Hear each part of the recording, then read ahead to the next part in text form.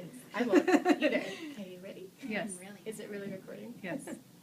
Okay, visualizing is getting an image inside your head, a visual image, and being able to manipulate it. So what hopefully that will transfer into is mom says, we're going to go have pizza.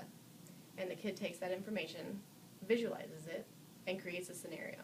So they say, okay, I'm going to have this kind of pizza. We're going to go to Pappy's. I'm going to do this. I'm going to play on this. It's going to be cheese pizza. I'm going to wait till it cools down because I don't want to burn my mouth because that's what happened last time. So then mom says, oh man, our plans changed. We're not going to be able to go out for dinner. What we want to happen with that visualization process is that the kid can change it instead of having that meltdown and freaking out. So we want them to be able to manipulate it and change their scenario that they created and have it be okay. So that's the point of teaching them to visualize and be able to imagine things. So that will also transfer into spelling, into reading and comprehension, and just being in school and having things change. So PE teacher says, we're going to go run a mile. Oh, no, we're not. It's raining. We're going to stay inside. They don't freak out because they've already prepared for it. So hopefully that's what we get them to increase their quality of life by teaching them to visualize.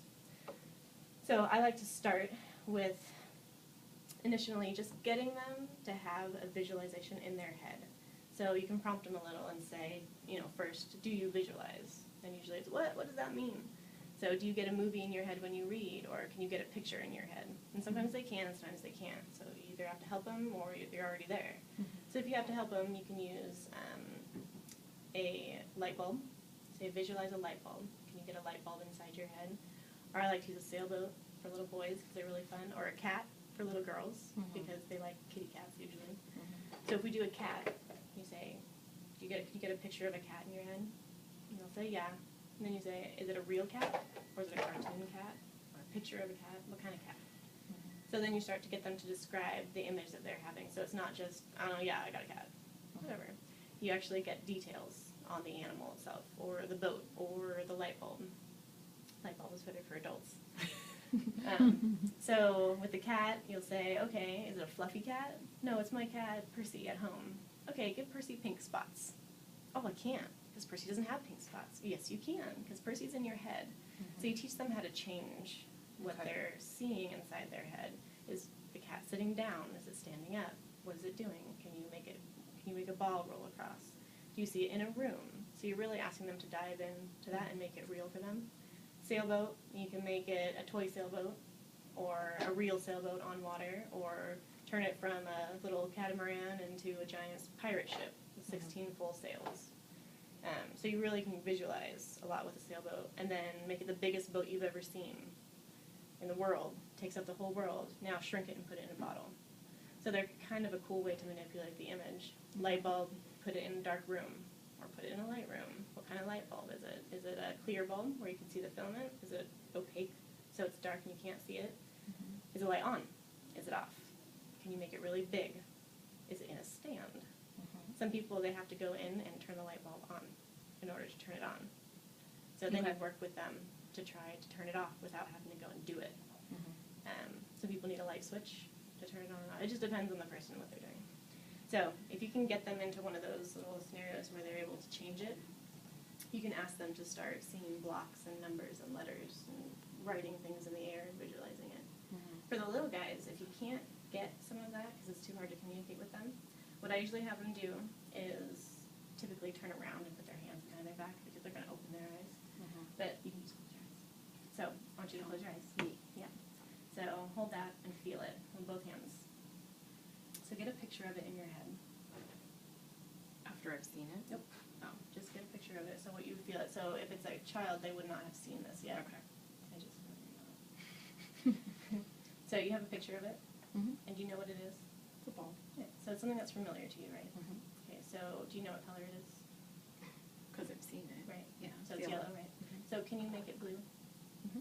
Good. Can you make it green? Okay. Can you change the size of it? Yep. Okay. Can you make it really, really big? Can you make it really, really small? Good. So make it pink with blue spots. Okay. Okay, so keep on to that. Hold that.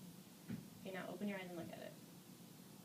So we're going for a mismatch to start because you want them to know that it's okay. And a lot of times they'll go, oh, man, Okay. I was wrong. And I go, no, you weren't wrong. Mhm. And then you can keep doing it. And if you feel you have a really sensitive kid, make a match to start. Okay. So they'll not have seen that yet. Okay. So you have them change it, so they won't know what it is or what color it is. So you'll say, make it blue, make it pink, make it yellow. Now open, It's yellow. and it's yellow. And they go, oh, yes. So they get the success. Mhm. So it depends on the kid, if they need to be successful first or if they need the mismatch. It just depends. You kind of have to feel them out that way. Okay. So then you can do other objects too.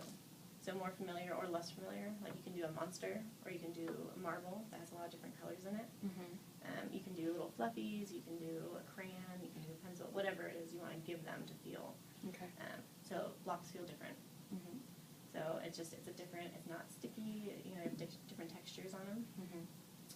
And then the more different things like little cars or little toys or even beads that they're feeling, they have to really manipulate the image that's in their head in order to get it. Mhm. And they're not going to know what you're putting in their hand. Okay. So they have to create their own image, and then if it matches, it's pretty exciting. Mhm. Right? Mhm. But you could give them a car, a little boy a blue car, and say put pink polka dots on it. Okay. And they have to try to do that. Okay. So it's kind of neat. Okay, so that's kind of basic visualizing, really getting them inside their head and being able to do it.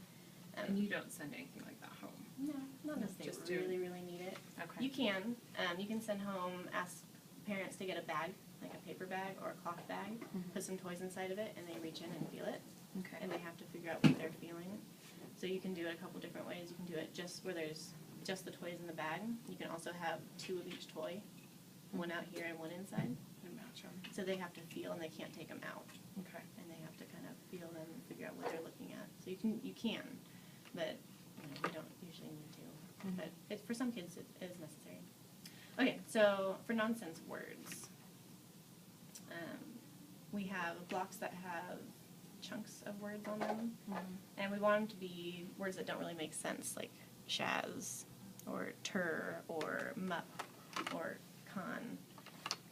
So what you'll do is you'll show it to them first, and you want them to really take a picture of it. So we want that inside, get that mental image of it, not just the word shaz. Mhm. So take a picture, and sometimes they'll say like a camera, and kids like to flick to get the picture, and I like to take it away. Mhm. And then I'll say, what was the color? Blue. So they're expecting you to only ask about the word. Mhm. So then they have to go, oh, okay, what was the shape? Diamond. And what was the word? Shaz. Can you spell it backwards? ZAHS. Good. So then you can ask other questions about it, like what was the second letter? What was Okay. the last letter? So they really have to use, if they're using their image, all they have to do is look at it. Mhm. If they're just trying to remember, they're going, hey. And then you know you haven't gotten them yet. Okay. So then you turn it around and say, what block was this? What was the word? Shaz. Good. Okay, so this block is Shaz. good. All right, ready? Gip. Good. So, and on some of them, like if you think it should be jip, doesn't really matter. Okay. So it can be gip, whatever they say that it is, Is stick what with it it. is. Yeah, Okay. stick As long as with they're that. consistent. Yeah, as long as they keep it the same and they don't start saying jip. Okay. So look at it, get a really good picture of it. Mhm. Okay, you ready? Mhm. Close your eyes. Try to get your picture. You got it? Mhm. Okay, what was the color? Purple. What was the word? Yep. What was the last letter? P. And what's the shape? Diamond. So now, what's this one? Yep. And what's this one? Shaz. Okay, so now we have two. So, shaz and gip. If you put them together like a word, don't say it out loud. Say it in your head, Mhm. and then say it like a word. So instead of sounding it out, Mhm. try to say the whole word but quickly. Shaz. Gip. Good. So instead of shaz, gip, shaz, gip, shaz, gip, shaz, gip. Right? Okay. We want to try to get them to do it in their head. So starting out, it's okay to have them sound it out like a word would be in Okay. chunks, like pop, you, late, poppy, populate. Okay. Right. So we want shaz, gip. So the goal is to get it inside their head before they say it, Okay. and then you keep adding, and then you can change the word around and make it different every time. You can also stack them up, read it top down or bottom up. Okay. Other things that you can do with it is say, okay, so what's this one then? Gip. Shaz. Shaz. Okay, say it without the Z. Gip. Shaz. Good. So you can try to ask them to leave sounds out. Okay. And a lot of times we get kids that add letters in, like they'll add an N where there isn't one. Mm-hmm. So you can go back and say, okay, really look at it, get your picture, and you want them to imagine that it says GIPSHAZ